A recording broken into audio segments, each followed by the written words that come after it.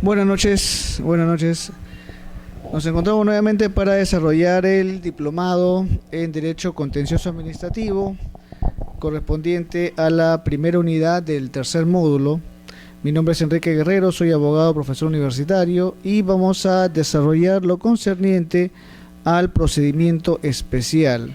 La sesión pasada vimos lo relacionado al procedimiento o al proceso de urgencia, que explicamos que es un procedimiento muy breve, muy sumario o sumarísimo, que tiene por finalidad defender los intereses de los administrados cuando sus derechos fundamentales estaban seriamente afectados, directamente afectados por parte de la administración pública, lo cual ameritaba precisamente la participación del juez contencioso administrativo a fin de salvaguardar los derechos fundamentales que han sido afectados o lesionados por parte de la administración pública.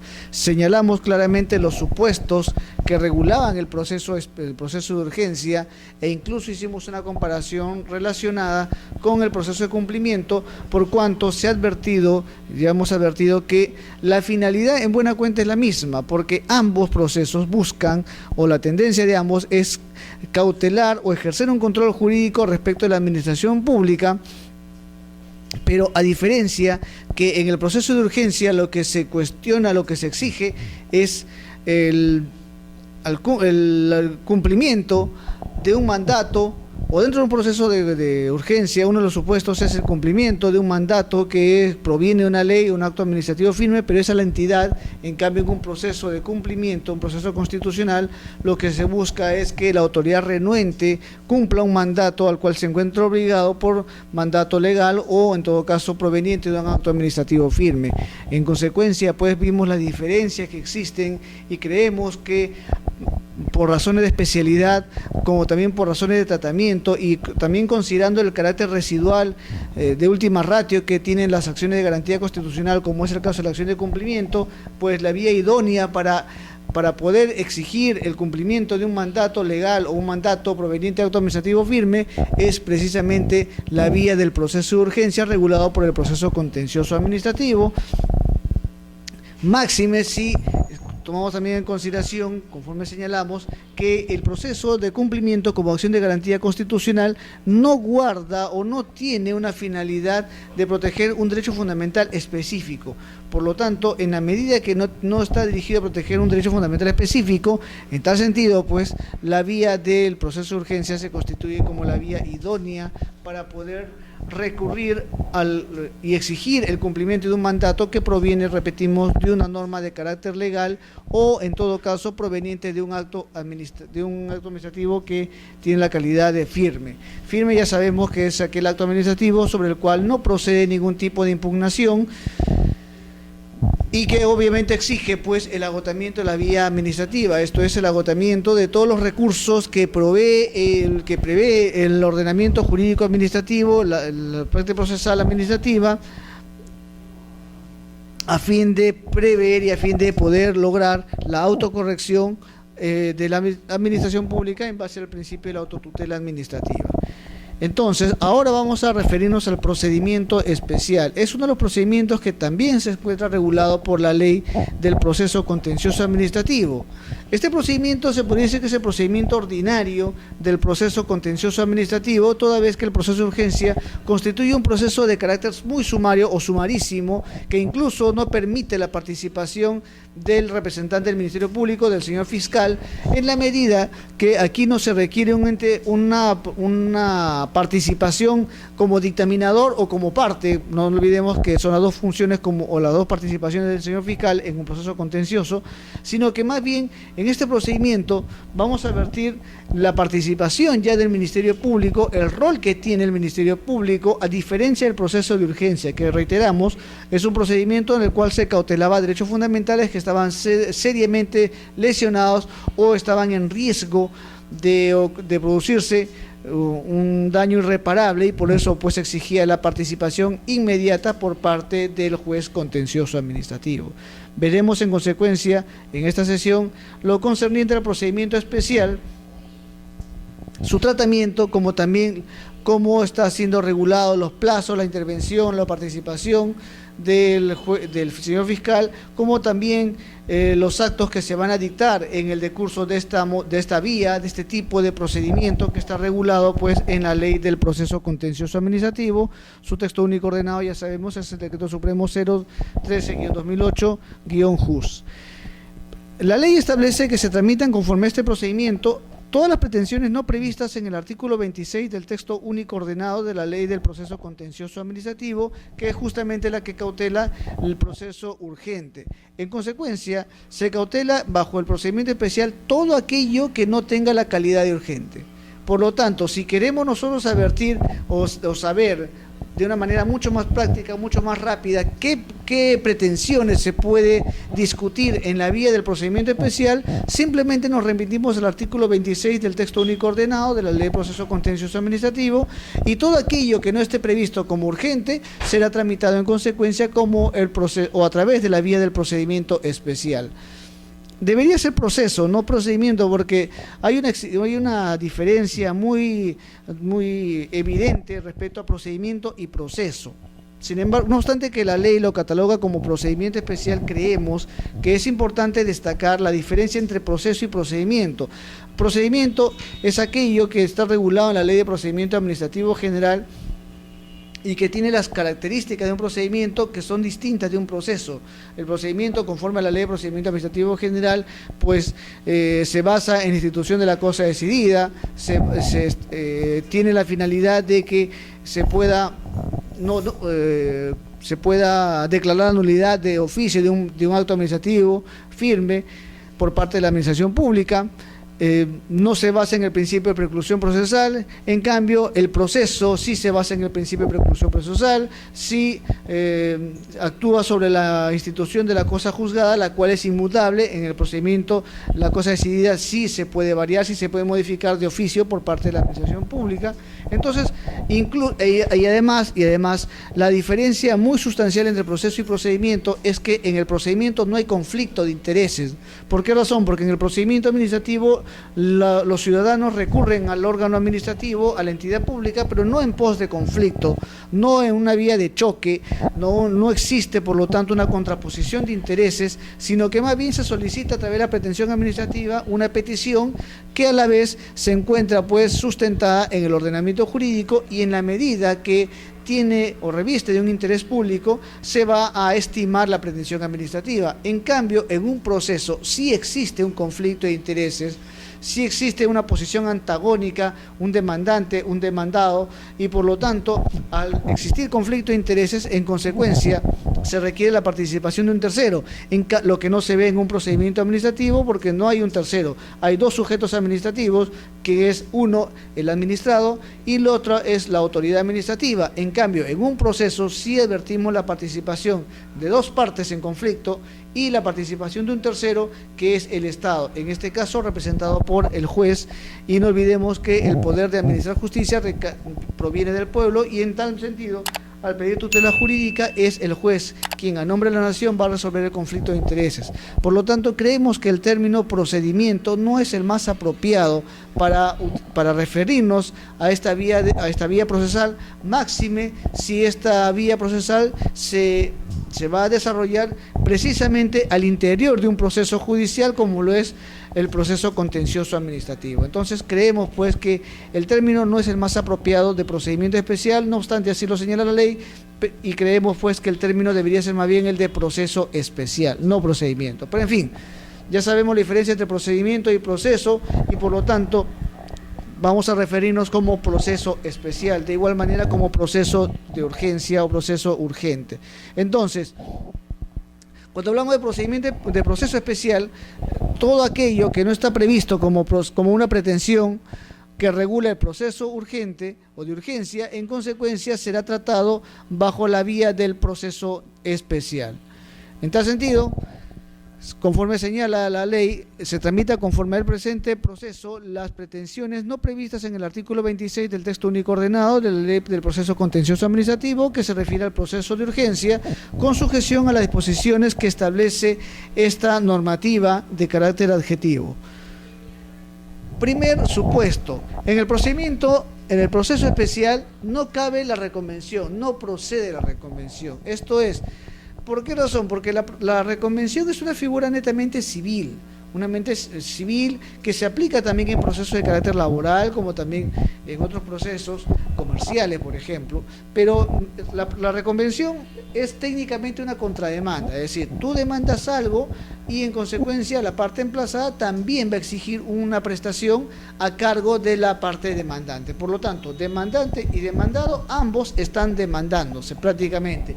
Entonces la reconvención es una exigencia de la parte demandada para que la parte demandante cumpla también una determinada prestación. Por lo tanto, si graficamos, vamos a advertir que existe un demandante que a su vez formula una pretensión contra el demandado y este, a su vez, por efecto de la reconvención, va a formular también una pretensión hacia el demandante para que éste cumpla una prestación a favor del demandado. Por lo tanto, tanto demandante como demandado han formulado sus pretensiones y exigen el resarcimiento de esta pretensión que genera un conflicto y por lo tanto prácticamente habría dos demandas. Por eso que se llama técnicamente una contrademanda. Pero en la vía del proceso especial no procede la reconvención. ¿Por qué razón? Porque no está en discusión el cumplimiento de obligaciones. Lo que está en discusión en un proceso contencioso administrativo es precisamente la legalidad del acto administrativo o en todo caso la legalidad de la actuación en el procedimiento administrativo que puede conllevar a la nulidad del proceso o del procedimiento administrativo. Entonces, no sería lógico ni jurídico que para efectos de declararse la nulidad del acto o del procedimiento, la parte emplazada exija del demandante que fue en su momento el administrado, exige al administrado el cumplimiento de una determinada prestación a fin de que se declare nulo. Prácticamente se estaría condicionando la nulidad del acto o la nulidad del procedimiento a la prestación que debe realizar la parte demandante, que repetimos es el que fue en su momento el administrado. Entonces, no tendría sentido que el Estado, que es la parte demandada o demandado, que es la parte demandada, formule o exija una pretensión de quien fue en su momento el administrado,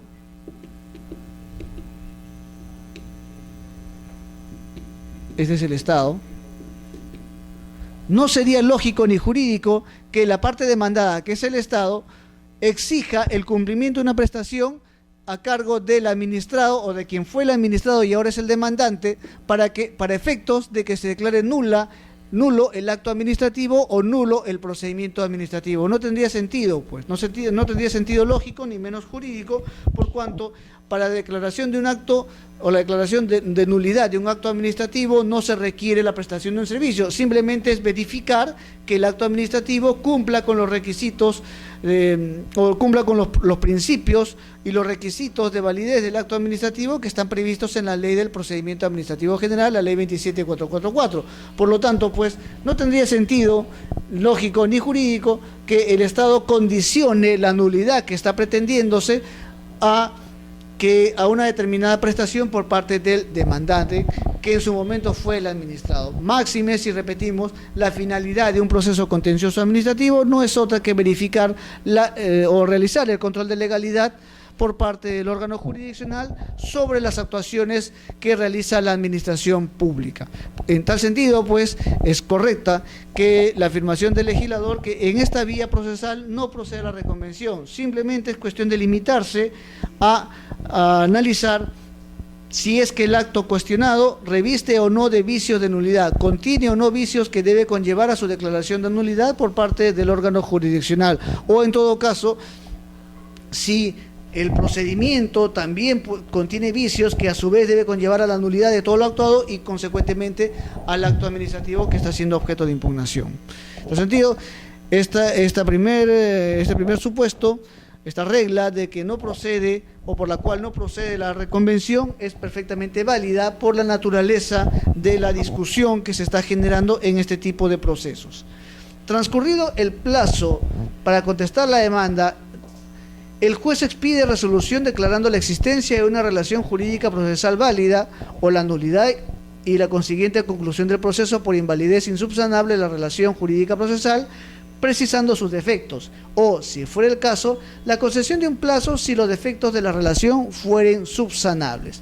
Aquí hay varios supuestos que merece un análisis. Primero, transcurrido el plazo para contestar la demanda, el juez expide resolución declarando la existencia de una relación jurídica procesal válida. Es decir, transcurre el plazo para contestar la demanda con o sin la absolución, es decir, con o sin la contestación. Absolución es contestar. Con o sin la absolución de la demanda, el juez declara la existencia de una relación jurídica procesal válida. Es decir, verificará si existen los requisitos procesales para que se pueda declarar la relación jurídica procesal válida y, en consecuencia, para que pueda también esto dar lugar a que el juez emite un pronunciamiento sobre el fondo del asunto. En tal sentido, con o sin la absolución, el juez de la demanda, con la absolución o sin la absolución de la demanda, el juez declara la existencia de una relación jurídica procesal válida.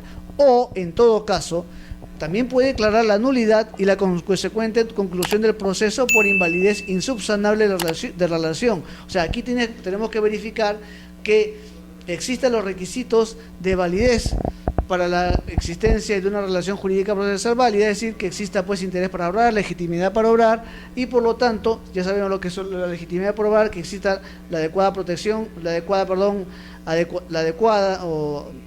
adecuación de las partes materiales a las partes adjetivas, es decir, los que participaron en la relación material sean los mismos que participaron o que participan en la relación adjetiva, y también el interés para obrar, en que en el caso contencioso administrativo sería pues el agotamiento de la vía previa, y en consecuencia, si advierte que no existe pues que no es competente o que no existe interés para obrar o legitimidad para obrar, los cuales constituyen pues vicios insubsanables, va a declararse la nulidad del proceso y consecuencia la conclusión de este, porque existe una invalidez insubsanable de la relación jurídica procesal válida, precisando, claro está, sus defectos. En tal sentido, al precisar los defectos o al exigir que se precisen los defectos, se exige en consecuencia que el juez emita una resolución debidamente motivada, es decir, un auto que contenga los fundamentos suficientes, precisos, claros, a fin de que se determine si existe o no una relación jurídica procesal válida.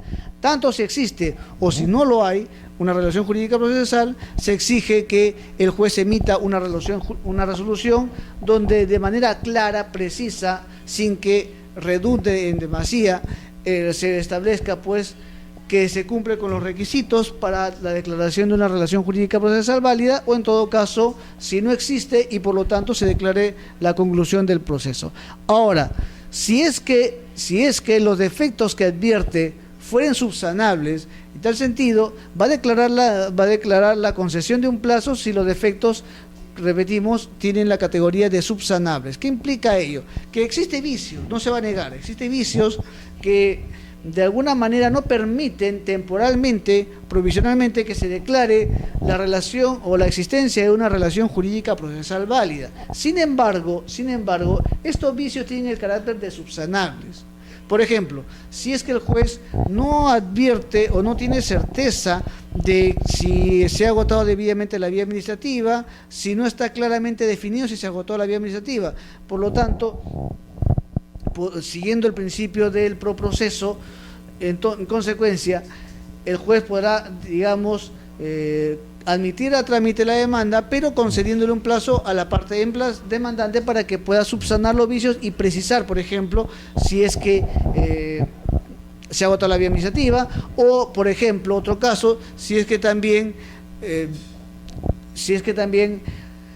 no se ha acreditado debidamente que la institución demandante, por ejemplo, si es una persona jurídica, la persona que demanda en nombre de la persona jurídica realmente cuenta con las facultades de representación procesal suficientes. Entonces, son vicios, no se va a negar, pero vicios que se pueden subsanar. Por ejemplo, que se precise si cuenta con el poder suficiente para litigar y representar en un proceso judicial a la parte demandante. Entonces, hay vicios que son insubsanables, como por ejemplo, si no existe interés para obrar, legitimidad para obrar, si no existe competencia del juez, esos son vicios insubsanables que no permiten la existencia de una relación jurídica procesal válida, pero también existen vicios que pueden subsanarse, como por ejemplo acreditar con un DNI o con el poder si la persona que está demandando cuenta con las facultades de representación procesal a nombre de la entidad demandante cuando se trate de una persona jurídica. Eso ya dependerá de cada caso en concreto. Eso dependerá de la casuística, nos va a determinar si el vicio que se advierte es un vicio subsanable o en todo caso si el vicio es de categoría insubsanable. Para tal efecto es que justamente la norma exige que el juez precise justamente, y al exigirse la precisión, en consecuencia se exige pues del juez que motive debidamente la existencia o no de una relación jurídica procesal válida. Si no existe una relación jurídica procesal válida, el juez también en consecuencia tendrá que declarar si esta inexistencia es subsanable o insubsanable, si los vicios son insubsanables o se pueden subsanar, para cuyo efecto concederá pues un plazo razonable para que la parte pueda subsanar los vicios que han sido advertidos o las observaciones que han sido formuladas por parte del juez contencioso administrativo. Entonces, no existe reconvención y el juez, transcurrido el plazo para contestar la demanda, emite la resolución que declara la existencia de una relación jurídica procesal válida o la nulidad cuando exista vicios de invalidez insubsanable, y en caso los vicios sean subsanables, concederá a las partes respectivas un plazo razonable para que puedan subsanar las observaciones advertidas por el juzgador. Subsanados los defectos, el juez declara saneado el proceso. Es decir, este supuesto ya se refiere al extremo anterior, en el cual señalaba pues que se trate de vicios, pero que sean vicios subsanables. En tal sentido, subsanados los defectos por parte del interesado, o sea, la parte a quien se le ha advertido, se le ha observado el vicio subsanable, el juez declara saneado el proceso por cuanto existe ya una relación jurídica procesal válida. Por ejemplo, si es que no estaba debidamente acreditado la representación procesal, al subsanar y presentar los documentos correspondientes, ya se habrá advertido pues la facultad de representación procesal que se ha invocado, y en consecuencia el juez declarará la existencia de una relación jurídica procesal válida, necesario pues para que el juez emita un pronunciamiento sobre el fondo del asunto. En este caso, en caso contrario, si es que la parte no ha cumplido con con subsanar las observaciones las cuales ha sido subsanar las observaciones que han sido formuladas por el juez en resolución motivada, si no se subsana en consecuencia, el juez declarará nulo todo lo actuado y consecuentemente concluido el proceso. Nulo lo actuado por cuanto no existen los elementos suficientes para que exista una relación jurídica procesal válida. Además, si existe vicio de nulidad, si continúa el proceso, todo el proceso va a conllevar a su declaración de nulidad desde los actos postulatorios que nos encontramos, y eso puede viciar pues todo el proceso contencioso administrativo. Entonces, a fin de evitar ello, se declara nulo lo actuado, es decir, nulo todo lo actuado, y en consecuencia por concluido el proceso, y se remitirá los actuados al archivo de la Corte Superior correspondiente, devolviéndose, claro está, los anexos de la demanda, los anexos que hayan formulado las partes correspondientes, ¿no? Se va a devolver, se va a disponer, salvo está pues que no, las partes no se personen, y en un plazo razonable que el juez le habrá concedido, y en consecuencia se va a remitir todo lo actuado al archivo de la Corte Superior correspondiente. Cuando se haya interpuesto excepciones o defensas previas, la declaración referida se hará en la resolución que las resuelva. Es decir, como quiera que se trate de un proceso contencioso administrativo, también lo que ha buscado el legislador es que no se dilate en demasía el proceso contencioso por razones de haberse ejercido el derecho a una defensa previa, como es el caso de una excepción. Es decir, cuando se formulen excepciones o las defensas previas, a fin de evitar dilaciones innecesarias, se va a resolver las excepciones o defensas previas en la resolución que las resuelva. Es decir, ¿Por qué razón? Porque las excepciones, principalmente en lo que es el proceso contencioso administrativo, se refieren muy sustancialmente a aquellos supuestos referidos a los requisitos de procedibilidad del proceso contencioso administrativo, es decir, que exista un interés para obrar, que exista legitimidad por obrar, que se haya agotado la vía previa, que es un requisito fundamental para el ejercicio de la demanda contenciosa administrativa. En tal sentido, hay excepciones, pues, que son las que regula el Código Procesal Civil, que se van a aplicar al proceso contencioso administrativo por la naturaleza y especialidad de la vía procesal. Por lo tanto, como quiera que se trata de excepciones que de alguna manera están vinculadas a la existencia de una relación jurídica procesal, por ejemplo, el agotamiento de la vía previa, el interés para obrar, la legitimidad para obrar, entonces, en la medida que están directamente relacionados al objeto de la declaración de una relación jurídica procesal válida, entonces la declaración, este tipo de declaración, o sea, la existencia de una relación jurídica procesal válida, se va a emitir en la resolución que resuelva precisamente la excepción. ¿Por qué razón? Digamos, ¿qué pasaría si se formula una... Esto creo que lo podemos borrar.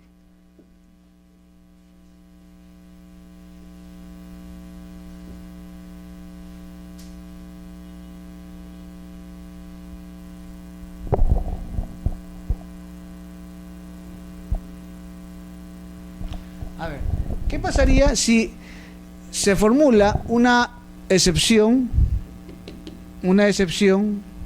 de falta de agotamiento de la vía administrativa? A ver, ¿qué pasaría si se deduce una excepción de falta de agotamiento de la vía administrativa? Entonces, estamos en este supuesto. ¿Qué va a ocurrir? Lo siguiente, que como quiera que la excepción de falta de agotamiento de la vía administrativa está directamente relacionado al interés para obrar y en consecuencia es necesario para que exista o para que se declare la existencia de una relación jurídica procesal válida, precisamente el haber agotado la vía previa, por lo tanto, y en la medida que esta excepción está muy directamente relacionada a la declaración de una relación jurídica procesal válida, por cuanto es un requisito de procedibilidad para la demanda, entonces el juez, al momento de emitir la resolución correspondiente, el auto para ser más exacto, al momento de resolver, es decir, digamos, se declare infundada la excepción, ¿cuál va a ser la consecuencia? La consecuencia va a ser que al declararse infundada la excepción, se entiende que se ha agotado la vía administrativa y al haberse agotado la vía administrativa, ¿qué va a conllevar? Va a conllevar a que el juez se pronuncie por la declaración de una relación jurídica procesal válida.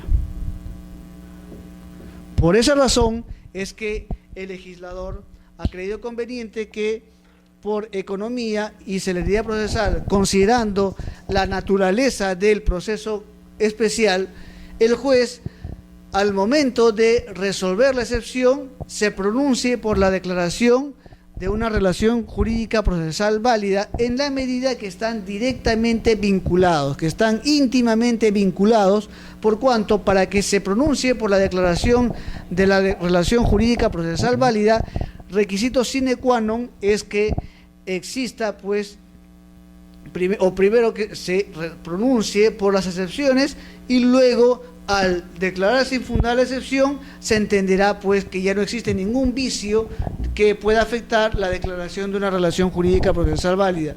Por lo tanto, formular la excepción de falta de agotamiento de la vía administrativa, el juez, al resolverla y declararla infundada, ya no existirá en consecuencia ningún vicio que pueda afectar la declaración de una relación jurídica procesal válida, y así lo va a declarar el juez. Por lo tanto, en la resolución, en el auto, va a declarar primero infundada la excepción, y luego va a declarar, segundo, la existencia de una relación jurídica procesal válida. Esto, repetimos, es porque por la propia naturaleza del proceso contencioso administrativo, la excepción está muy vinculada, directamente vinculada a la declaración de la relación jurídica procesal válida. Por lo tanto, a fin de evitar dilaciones innecesarias, audiencias innecesarias, en virtud del principio de economía y celeridad procesal, es que el legislador ha creído conveniente que resuelta la excepción, en la resolución correspondiente también se declare la existencia de una relación jurídica procesal válida. Ahora, vamos al otro supuesto. ¿Qué pasaría si más bien lo que hace el juez es declarar, ya no infundada, sino más bien declara fundada la excepción? Entonces, el juez, ¿qué va a resolver en consecuencia? Al declarar fundada la excepción de falta de agotamiento de la vía administrativa, va a declarar la inexistencia de una relación jurídica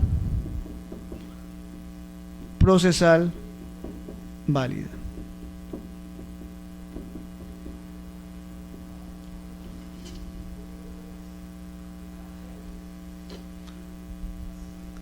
Y estamos en el otro panorama. ¿Qué pasaría si la entidad deduce la excepción de falta de agotamiento de la vía administrativa y el juez declara fundada la excepción? Es decir, reconoce que el demandante no ha agotado la vía administrativa. Al no agotar la vía administrativa, se habrá advertido que existe un vicio insubsanable, porque no se puede interponer una demanda contenciosa administrativa si es que no hemos permitido que el Estado ejerza la autotutela administrativa y la autocorrección administrativa. En tal sentido, al no haber permitido el ejercicio de la autotutela administrativa y no haberse agotado en consecuencia la vía administrativa, imposible es que exista el control de juridicidad, de legalidad de la actuación administrativa conforme a la finalidad del proceso contencioso administrativo. En tal sentido, al no haber un requisito de procedencia, de procedibilidad para la interposición de una demanda contenciosa administrativa, el juez va a declarar fundada la excepción. ¿Cuál es la consecuencia? Como quiera que la ley establece que en el auto respectivo el juez se va a pronunciar por la declaración de la relación jurídica procesal, el juez va a declarar en consecuencia, una vez declarada fundada la excepción, va a declarar la inexistencia de una relación jurídica procesal válida. Entonces, la declaración de una relación jurídica procesal válida dependerá, ya estamos viendo, dependerá de si el juez declara fundada o infundada la excepción o la defensa previa. Si declara fundada, en consecuencia no habrá pues una relación jurídica procesal válida, y si la declara infundada, sí habrá una relación jurídica procesal válida entre las partes, y en consecuencia el juez se encontrará pues expedito para continuar el proceso hasta la emisión del acto final. ¿Cuál es? La sentencia.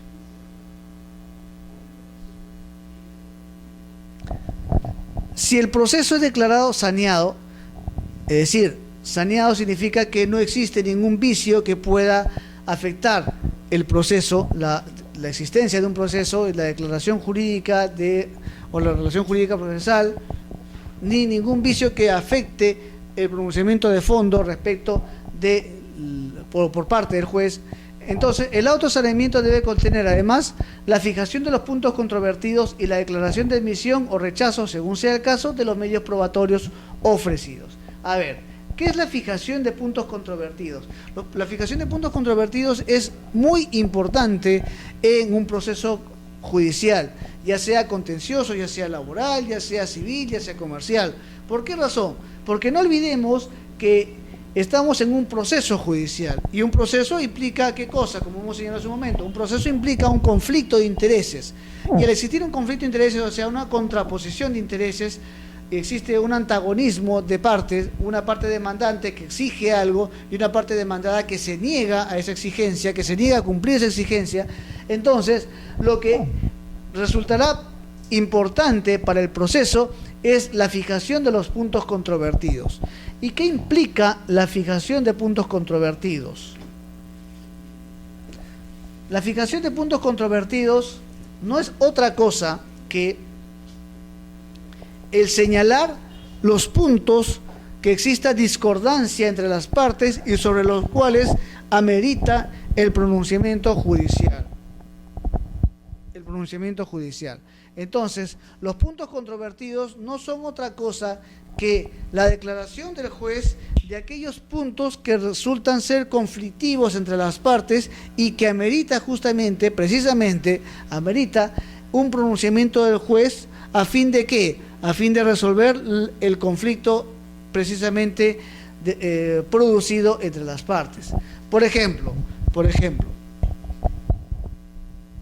digamos que estamos ante un proceso donde estamos discutiendo una resolución por la cual un acto administrativo, por el cual se ha impuesto una medida disciplinaria de destitución de un servidor público. Lo hemos judicializado y lo hemos llevado a la vía contenciosa administrativa, pero de competencia del juez de trabajo.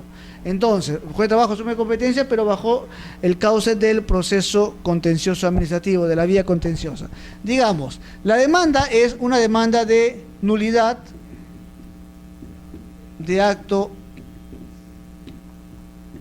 administrativo que contiene la sanción de destitución del servidor público. Muy bien, la nulidad del acto administrativo que contiene la destitución o que resuelve la destitución del servidor público. Entonces, ¿cuál es el argumento de la entidad? Precisamente rechazar los argumentos de la demanda y como quiera que en el ámbito sancionador disciplinario, la carga de la prueba recae en la entidad pública para que justifique precisamente las razones, motivos por los cuales se impuso la sanción respectiva o cuestionada. Entonces, ¿cuál será el punto controvertido? Primero, determinar si el acto administrativo ha sido dictado dentro del marco que regula, digamos, la ley de la carrera administrativa. Es un punto en conflicto, determinar si el acto administrativo ha sido dictado dentro del marco de la ley de la carrera administrativa y si no tiene por consecuencia vicios que afecten su nulidad. ¿Cuál va a ser el segundo punto controvertido? Determinar, como quiera que estamos hablando de la nulidad, y la nulidad conlleva a la restitución de los derechos que han sido conculcados hasta el momento de la violación del derecho. Entonces, determinar la procedencia de la reposición demandada. ¿Por qué razón? Porque al exigir la declaración de nulidad del acto administrativo que conlleva o que establece la destitución del servidor público, entonces otra pretensión accesoria es que se declare el derecho del demandante a ser restituido en su puesto de trabajo una vez que haya sido declarada nula la resolución o el acto administrativo que declaró su destitución. Entonces, ¿cuál es el punto controvertido? O los dos puntos controvertidos: determinar si el acto administrativo contiene vicio de nulidad y por lo tanto merece su declaración como tal. Y segundo punto controvertido, pronunciarse sobre la procedencia o no de la restitución del servidor público conforme a los argumentos de la demanda. Entonces, ¿qué conlleva el establecer los puntos controvertidos? Los puntos controvertidos precisamente van a ser aquellos puntos sobre los cuales el juez va a emitir un pronunciamiento válido en la sentencia. Por lo tanto, el pronunciamiento de los puntos controvertidos resulta de muy importante en un proceso, porque va a ser los puntos sobre los cuales se va a discernir la demanda, las pretensiones de la demanda. ¿Y cómo se establece los puntos controvertidos? Analizando la demanda y la contestación de la demanda, el juez va a advertir, en base a su experiencia, va a declarar cuáles son los puntos en discusión que se ha generado entre las dos partes. Esos son los puntos controvertidos y, en consecuencia, los puntos controvertidos va a determinar o van a ser los puntos sobre los cuales el juez se va a pronunciar. Y claro está, el juez, al haber declarado los puntos controvertidos en la sentencia, va a tener que necesariamente pronunciarse por todos los puntos controvertidos. Si son 2, 3 o 4 puntos controvertidos, tiene el juez la obligación de pronunciarse sobre todos los puntos controvertidos que se haya fijado en el auto de saneamiento correspondiente. Asimismo, el juez, al momento de fijar los puntos controvertidos, va a admitir al proceso los medios probatorios que han sido ofrecidos. Entonces, conforme hemos visto de los principios que regula la prueba, la carga, la actividad probatoria, los medios probatorios que se formulen por el principio de apropiación, los medios probatorios que formulen las partes se incorporan al proceso. Por lo tanto, no será válido que las partes, no permitirá, más bien, para ser más exacto, no permitirá que las partes, o no limitará que el juez se pronuncie sobre los puntos controvertidos, sobre los medios probatorios, o cite los medios probatorios que de alguna manera pueda afectar a la parte que los proporcionó. ¿Por qué razón? Porque en la medida que las partes formulan sus medios probatorios, los medios probatorios van a ser objeto de análisis por parte del juez y éste se va a pronunciar respecto a la validez de cada medio probatorio y, por lo tanto, el medio probatorio va a servir para generar, ¿qué cosa? Certeza en el juez. En consecuencia, no será válido que la parte que proporciona una prueba invoque que esta prueba solamente puede ser utilizada en favor suyo, en beneficio suyo. Por lo tanto, en virtud del principio de apropiación de la prueba, el juez va a admitir los medios probatorios que hayan sido ofrecidos por las partes al proceso. También conforme se está viendo en la normativa, el juez puede rechazar los medios probatorios en la medida que advierta que no son pertinentes para el proceso. En la medida que no existe pertinencia, no existe en consecuencia una coherencia entre los medios probatorios ofrecidos con los puntos controvertidos que van a ser objeto de dilucidación por parte del juez. Por lo tanto, al no haber coherencia, el juez en consecuencia va a rechazar los medios probatorios que lo considere como impertinentes. La impertinencia es una facultad única y exclusiva del juez, por lo tanto las partes no pueden exigir que el juez declare pertinente o impertinente un medio probatorio. Ello solamente corresponde al juez. Solo cuando la actuación, siguiente supuesto, solo cuando la actuación del medio probatorio ofrecido lo requiera, el juez señala día y hora para la realización de una audiencia de pruebas. La decisión por la que se ordena la realización de esta audiencia o se prescinde de ella es impugnable y la apelación será concedida sin efecto suspensivo y con la calidad de diferida. Veamos. Dice, solo cuando la actuación de los medios probatorios ofrecidos lo requiera, el juez señala día y hora para realizar la audiencia de pruebas. ¿Qué es la audiencia de pruebas?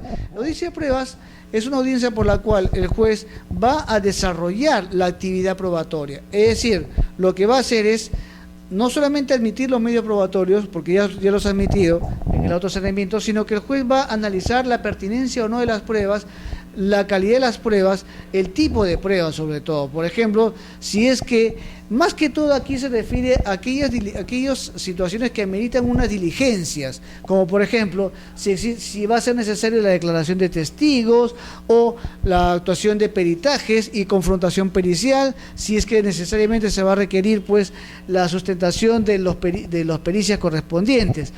O sea, son situaciones muy excepcionales. ¿Por qué? Porque en la medida que lo que está en discusión es precisamente la nulidad de un acto administrativo o la nulidad de un procedimiento administrativo, en consecuencia, En consecuencia, no se requerirá de mayor actuación procesal o diligencia procesal, por cuanto la verificación de legalidad no requiere una audiencia, simplemente es cuestión de verificar el acto y en base a los principios del procedimiento administrativo y también los requisitos de validez del acto administrativo con relación a los hechos que dieron lugar a la emisión del acto administrativo, entonces el juez va a verificar pues si existe o no vicio de nulidad. Por lo tanto, no es necesario, por lo general, la realización de una audiencia de pruebas. Por eso es que la ley establece que solamente cuando la actuación del medio probatorio lo requiera, o sea, en casos excepcionales, el juez, en base a su experiencia, en base a su sapiencia, él va a determinar si existe o no la necesidad de la actuación de una audiencia de pruebas. Repetimos, por ejemplo, cuando se requiere una declaración de parte, o cuando se requiere declaración de testigos, o cuando se requiere una actuación, digamos, pericial, confrontación pericial. Entonces, esa situación va a dar lugar pues a que se realice una diligencia, una audiencia de pruebas, y que justifica, claro está, pues, esta audiencia respectiva. Entonces, excepcionalmente es permitida la realización de una audiencia de pruebas. Repetimos, la regla en consecuencia es que no existirá una audiencia de pruebas, sino de manera excepcional puede ser declarada y como tal el juez va a señalar fecha y hora, día y hora para que se realice esta audiencia de pruebas. Pero repetimos, esto es de carácter excepcional, no es la regla. La regla es que no haya audiencia de pruebas por la naturaleza del proceso contencioso administrativo, sino que esto es de carácter excepcional. La decisión por la cual se ordena la realización de esta audiencia o se prescinde de ella es impugnable, claro está, en la medida que es un pronunciamiento del juez.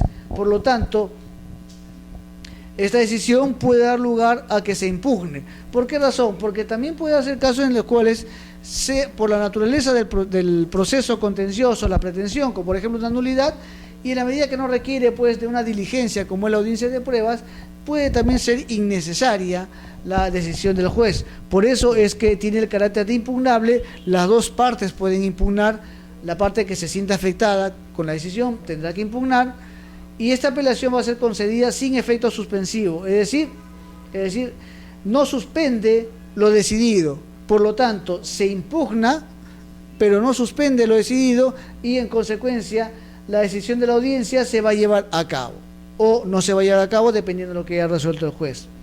Ahora, se concede sin efecto suspensivo, pero con la calidad también de diferida. ¿Qué significa diferido? Significa que va a ser elevado conjuntamente con el recurso de apelación que se haya formulado contra la sentencia.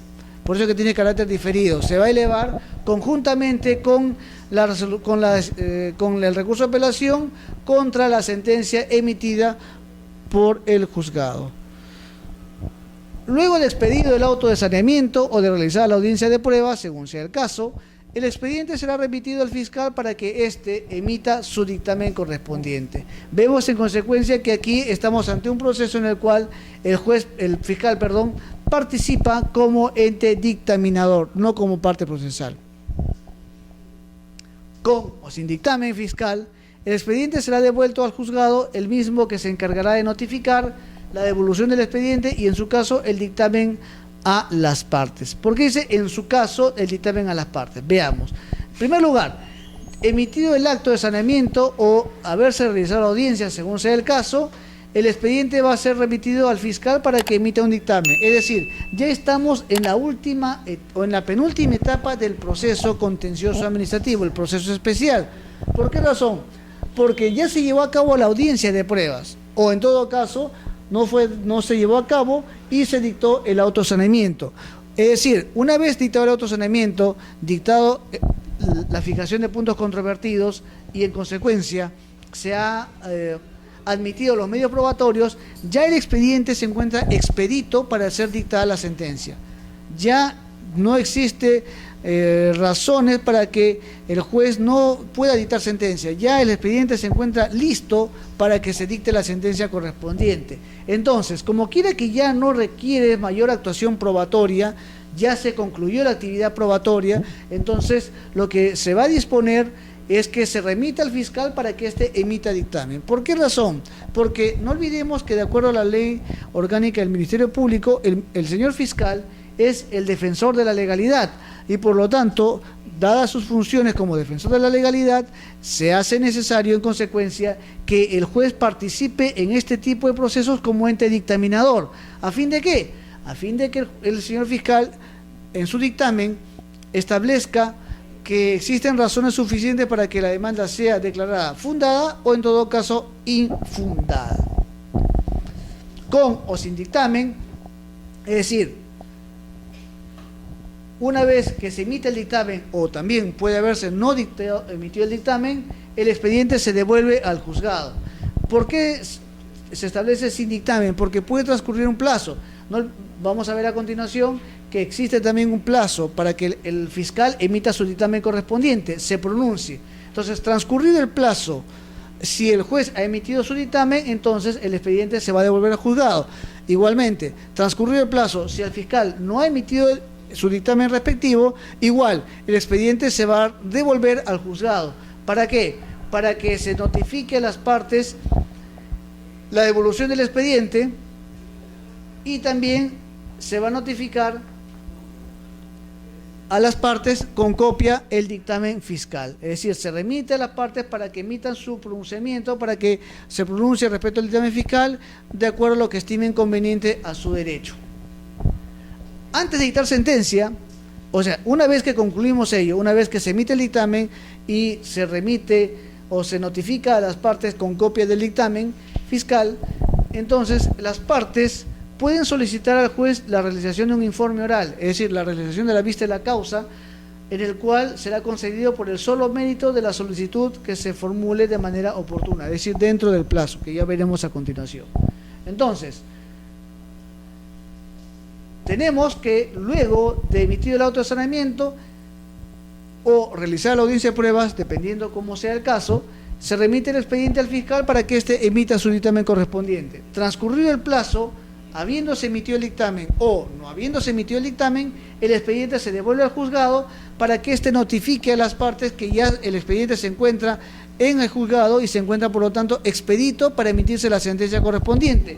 En esa resolución, si hubiera dictamen fiscal, también se va a notificar a las partes con copia del dictamen fiscal para que las partes puedan formular lo que estimen conveniente a su derecho y sea presentado al juzgador para que éste lo tome en consideración al momento de emitirse la sentencia. Ahora, la emisión del dictamen fiscal es muy importante porque como ente dictaminador, al pronunciarse sobre la validez o, en todo caso, la nulidad de un acto administrativo objeto de impugnación, eso va a orientar, le va a permitir al juez también tener mayores razones, mayores fundamentos para que pueda pronunciarse sobre la nulidad o en todo caso sobre la validez del acto impugnado. No significa que el dictamen fiscal tenga carácter vinculante, no obliga al juez, no lo vincula. Sin embargo, es una opinión técnica especializada del defensor de la legalidad respecto al conflicto de intereses que se ha generado. Por lo tanto, si bien es cierto, no es vinculante, pero sí puede persuadir al juez, convencer al juez respecto a los argumentos de la demanda o, en todo caso, de la contestación de esta formulada por el procurador público. Transcurrido el plazo, devuelto el expediente, el juez comunica esta situación a las partes con copia del dictamen y estas, o sea, las partes, pueden solicitar al juez la realización de un informe oral que será concedido por el solo mérito de la solicitud oportuna. Por lo tanto, aquí vemos varios aspectos. Primero, las partes solicitan al juez que se realice un informe oral. Para tal efecto, el juez habilitará fecha y hora para la respectiva diligencia del acto oral. En tal sentido, además, esta diligencia se va a conceder por el solo hecho de haberse formulado la solicitud dentro del plazo de ley previsto para tal efecto. Por lo tanto, no está condicionado a que el juez la acepte o no. Por el solo hecho de presentarse la solicitud, el juez se encuentra obligado a conceder el informe solicitado y por lo tanto va a tener que señalar fecha y hora para la realización del informe oral que estará a cargo del abogado de las partes. El abogado de cada parte procesal, en caso del demandante, el administrado, el abogado respectivo y en caso del Estado, en el caso del demandante decíamos que se refiere al abogado, a su abogado patrocinante, y en el caso del Estado se refiere al procurador público o en todo caso al abogado que se encuentre facultado, autorizado por el procurador público para que participe en la diligencia del informe oral. Y claro, en la diligencia del informe oral, pues se hace el informe oral y se va a permitir el derecho a réplica como también el derecho a dúplica de acuerdo al tiempo que conceda el juez.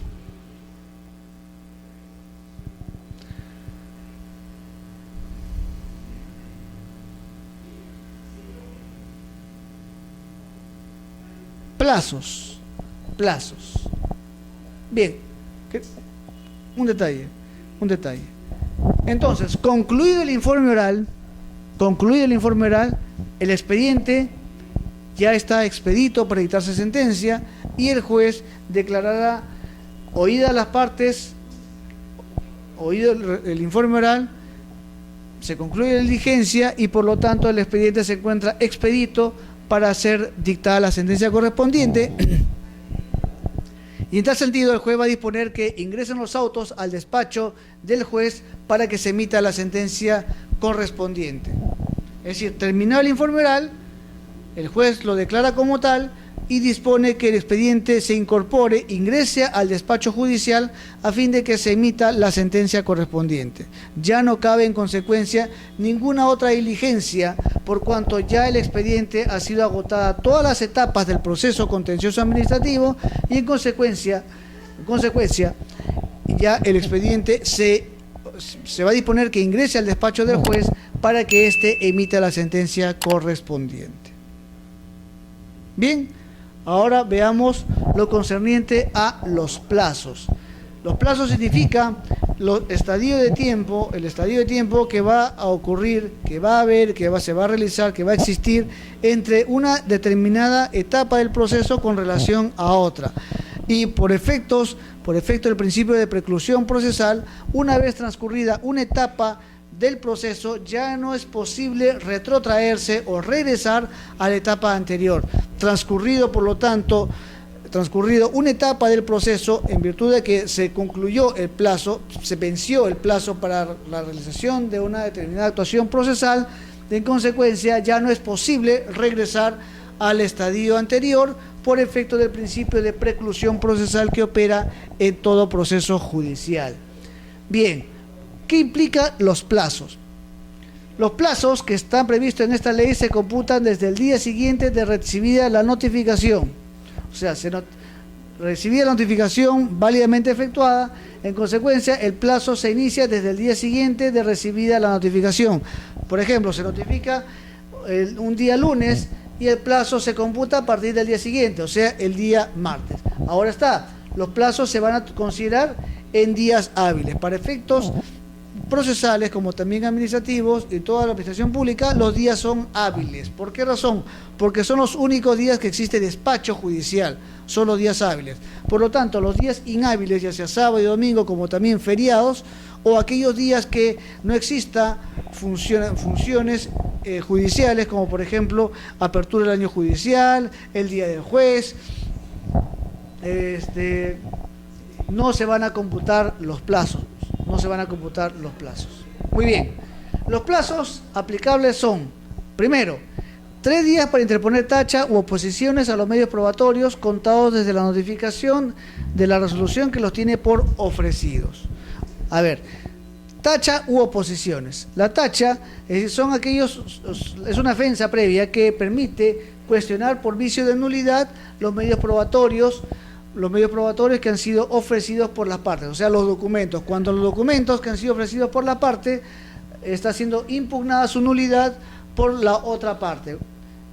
Puede ser la parte demandada al momento de contestar la demanda y puede ser también por la parte demandante. Cuando la parte demandada conteste la demanda y ofrezca medios probatorios, la parte demandante también puede tachar los medios probatorios que ofrece la parte demandada. Una vez formulada la tacha ya no es posible realizar otra tacha, ya no es posible. 3 días para interponer tacha u oposiciones. ¿Qué es la oposición? La oposición es justamente el oponerse, valga la redundancia, oponerse a la exhibición o declaración de una parte procesal o una declaración testimonial. Entonces se opone. Obviamente que hay que justificar por qué se está oponiendo. Entonces, La ley establece que tenemos 3 días para interponer la tacha u oposiciones a los medios probatorios, contados desde la notificación de la resolución que los tiene por ofrecidos. Por lo tanto, tenemos 3 días para interponer tachas, ya sabemos, cuestionar por nulidad la validez de los documentos que ofrecen las partes, o en todo caso oponernos. La oposición es cuestionar, oponerte una declaración o exhibición que ha sido requerida por una parte procesal. Claro está que la tacha, como también la oposición, tiene que estar debidamente fundamentada a fin de que sea admitida y declarada fundada por parte del señor juez de la causa. Entonces, la tacha de oposición se va a tomar en cuenta contados desde la notificación de la resolución que lo tiene por ofrecido, es decir, se emite trámite, se tiene por ofrecido y por lo tanto, al momento de contestarse la demanda, se va a cuestionar o se va a formular la tacha y la oposición como defensa previa. 5 días, siguiente supuesto, 5 días para interponer excepciones o defensas contados desde la notificación de la demanda. Es decir, tenemos 5 días para interponer excepciones o defensas previas contados desde la notificación de la demanda. Entonces acá ya el plazo es mayor, pero contados desde la fecha de notificación de la demanda. Vamos a graficarlo porque también es necesario graficar esta situación.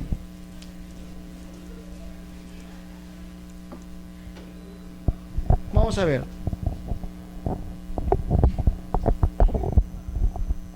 Muy bien. Tenemos la demanda. Se formula la demanda correspondiente. Muy bien. El juez dicta el auto admisorio de la demanda.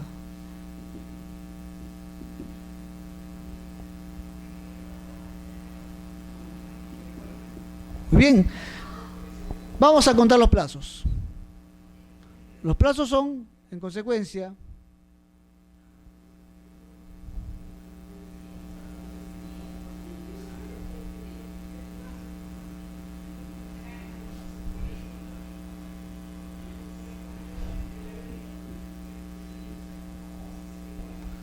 tres días para formular tachas u oposiciones. Tachas u oposiciones. Muy bien. Luego tenemos 5 días para interponer excepciones o defensas previas. Es decir, contado también de la fecha de notificación, tenemos 5 días para formular o deducir excepciones o defensas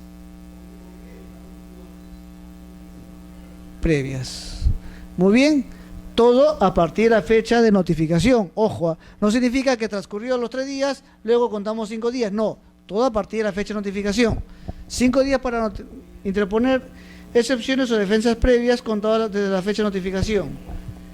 10 días para contestar la demanda contados desde la notificación de la resolución que la admite a trámite. Cuando admitimos a trámite la resolución con la cual también se admite a trámite y se notifica la demanda. Por lo tanto, nuevamente, tenemos 6, 7, 8, 9, 10. Tenemos 10 días para contestar la demanda. Muy bien, todos vemos desde la fecha de notificación de la demanda. Muy bien. Luego tenemos 15 días para emitir el dictamen fiscal o devolver el expediente al órgano jurisdiccional. Aquí ya no lo vamos a contar desde la fecha de los actos postulatorios. Aquí ya hemos concluido la etapa postulatoria. Esto ya es la etapa postulatoria, ya la hemos concluido. Muy bien, entonces, tenemos luego 15 días para emitir el dictamen fiscal o devolver el expediente al órgano judicial contados desde su recepción. Es decir, una vez concluida la contestación de la demanda, el juez, ¿qué va a hacer? El juez va a dictar el auto de saneamiento correspondiente. Y al dictar el auto de saneamiento correspondiente, el juez va a fijar los puntos controvertidos, va a admitir los medios probatorios por las partes y, en consecuencia, al establecer una relación jurídica procesal válida, lo que va a hacer es emitir la resolución en la cual también se disponga la remisión del expediente al fiscal para su emisión del dictamen correspondiente. Entonces, esta es la etapa postulatoria. Ahora tenemos otra etapa en la cual, la etapa de la instrucción, en la cual el juez, dictado el auto de saneamiento procesal,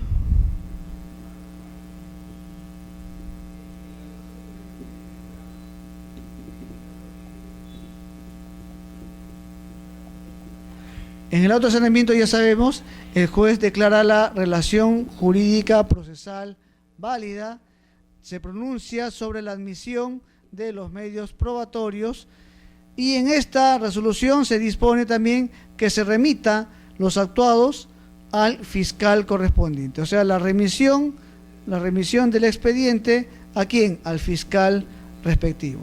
Entonces, emití esta resolución, tenemos 15 días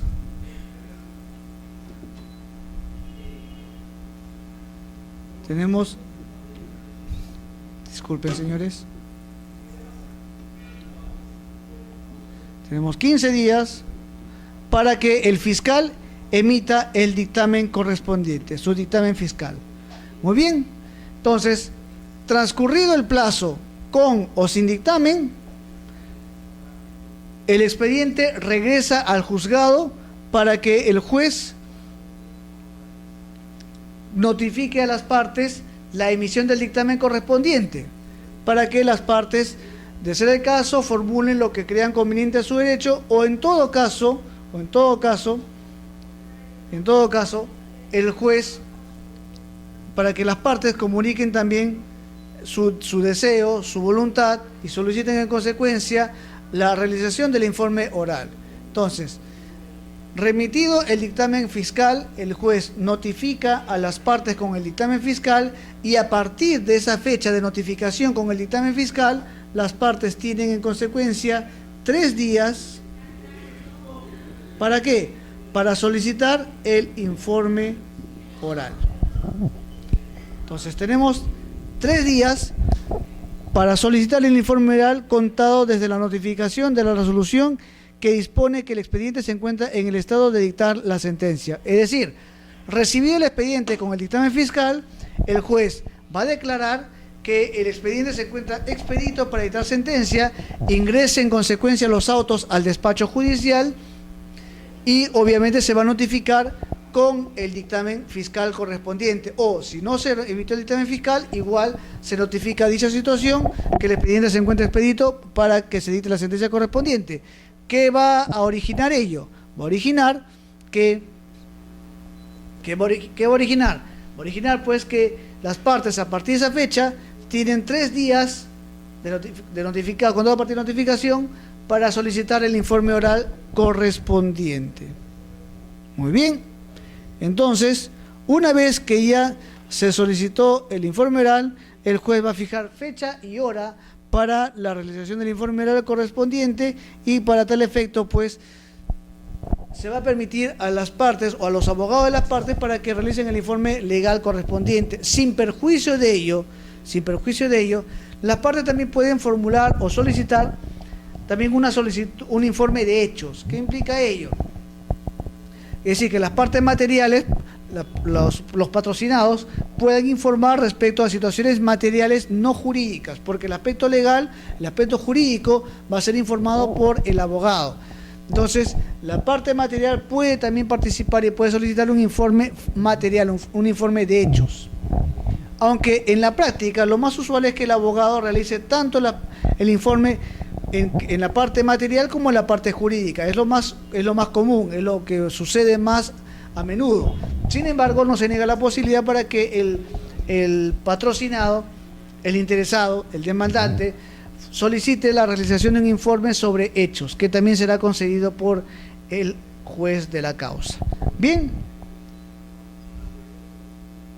Entonces, emitida o concluido el informe oral que se lleva a través de la diligencia conocida como la vista de la causa. ¿Por qué se llama vista de la causa? Porque es el día a partir del cual el expediente ha sido visto oficialmente por el juez. Entonces, al momento de haber sido visto, el juez declara vista la causa, ingrese al despacho para sentenciar. Vista la causa, declárese concluye la diligencia y por lo tanto ingrese los autos al despacho del juez. La causa en consecuencia quedará al voto. Dice, oído el informe oral, la causa queda al voto. Por lo tanto, al quedar la causa al voto, ¿qué significa? Que ya se ha visto oficialmente el expediente, la causa ha sido vista y por lo tanto ya se encuentra ahora sí lista para emitir la sentencia. Listo el proceso para emitirse la sentencia. Entonces, como quiera que estamos hablando de plazos, la ley establece 15 días para emitir la sentencia correspondiente, contado desde la vista de la causa. O sea, concluida la vista de la causa, ahora sí el juez tiene a su vez 15 días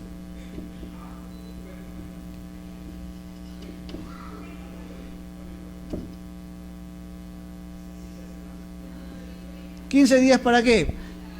Para que el juez dicte la sentencia correspondiente.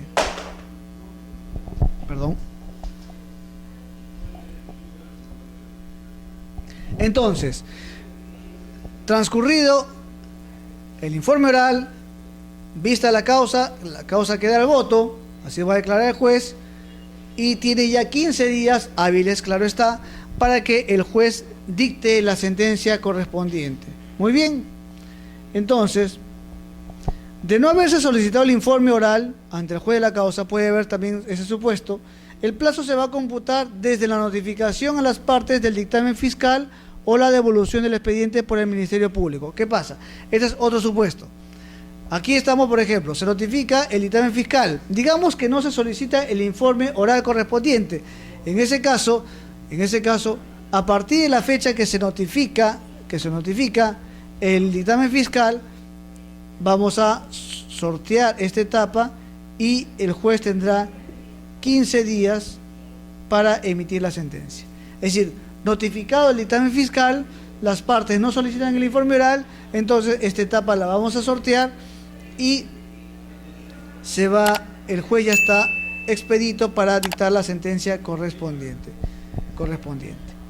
Entonces, después de los 15 días, tiene el juez otros 15 días para dictar la sentencia correspondiente. Muy bien, se dicta la sentencia respectiva. Una vez que se dicta la sentencia respectiva, ¿qué es lo que va a ocasionar ello? Al declararse fundada la demanda, puede haber el supuesto que se declare fundada la demanda en todos sus extremos y en consecuencia se declare nulo el acto administrativo, o también se puede declarar fundada en parte de la demanda, o sea, se puede declarar la ineficacia del acto administrativo dependiendo de los fundamentos de la sentencia respectiva. Muy bien, se dicta la sentencia correspondiente y ¿qué es lo que va a ocurrir? Que luego de dictar la sentencia, esta va a ser notificada debidamente a las partes y luego las partes, ejerciendo el derecho a la pluralidad de instancia, van a formular el recurso de apelación de sentencia. Muy bien, entonces la ley establece que las partes tienen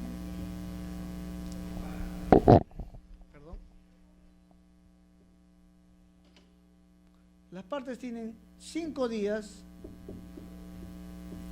¿Para qué? Para apelar.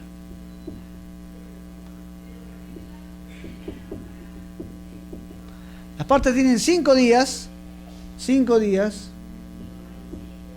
para formular el recurso de apelación contra la sentencia que ha sido emitida por el juzgado. Muy bien, entonces tenemos ya emitida la sentencia, se notifica la sentencia y a partir de la fecha de notificación, a partir del día siguiente de la notificación, las partes tienen 5 días para apelar la sentencia.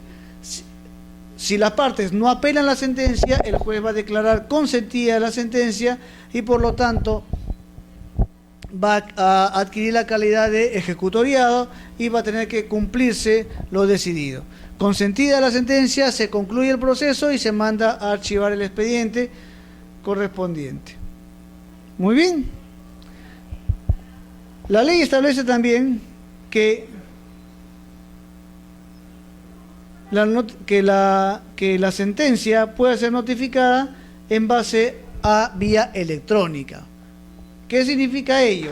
Como quiera que ya en la actualidad se ha dispuesto por parte de la Corte Superior, sobre todo en Lima, en Callao, en las cortes que tienen ya la implementación del sistema electrónico, se dispone pues que las resoluciones que se dicten en un proceso contencioso administrativo sean también notificadas por vía electrónica. ¿Qué implica ello?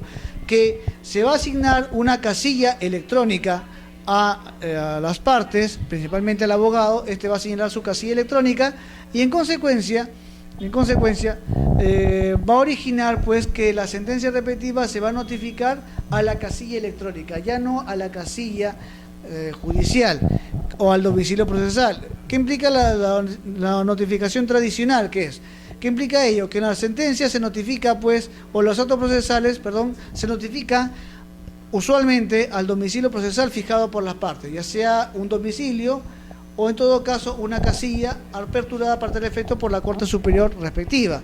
¿Qué es lo que implica la notificación electrónica? Significa que las resoluciones que se dictan en el proceso se efectúan mediante sistemas de comunicación electrónico o telemáticos, tales como el correo electrónico, internet u otro medio idóneo que permita confirmar fehacientemente su recepción, salvo cuando se trate de resoluciones siguientes. O sea, vamos a ver qué tipo de resolución. Me equivoqué con sentencia, disculpen ustedes. Solamente determinados tipos de resoluciones se pueden notificar por vía electrónica. Primero, el traslado de la demanda, admisibilidad.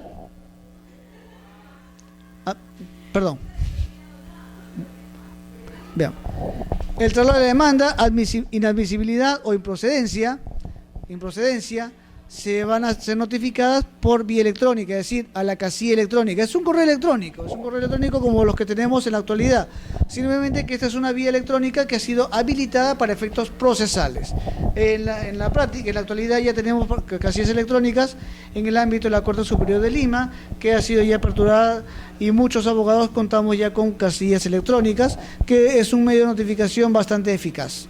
Entonces, y esto va a evitar justamente también el uso ya innecesario de papeles, estando también ello ya acorde a lo que es el tratamiento ecológico, ¿no? Va a la par del tratamiento ecológico, a la defensa del ecosistema. Entonces, el traslado de la demanda es el auto admisorio, la inadmisibilidad o improcedencia se va a notificar a través del correo electrónico. La citación a audiencia también se va a notificar a través de un correo electrónico. El auto que se pronuncia sobre el saneamiento procesal, ya sabemos que es un saneamiento procesal, la fijación de puntos controvertidos, el sanamiento probatorio, como también el juzgamiento anticipado, también se va a notificar a través de la casilla electrónica. La sentencia también va a ser notificada a través de la casilla electrónica y otras resoluciones que el juez disponga motivadamente. O sea, prácticamente todos los actos procesales importantes van a ser notificados a través de la casilla electrónica en la medida que se constituye pues un mecanismo eficaz de notificación a las partes y además esto está justo a la par de lo que es el principio de economía, por cuanto vamos a ahorrar muchos trámites, muchas etapas, como es el dictar la resolución, que se remita a la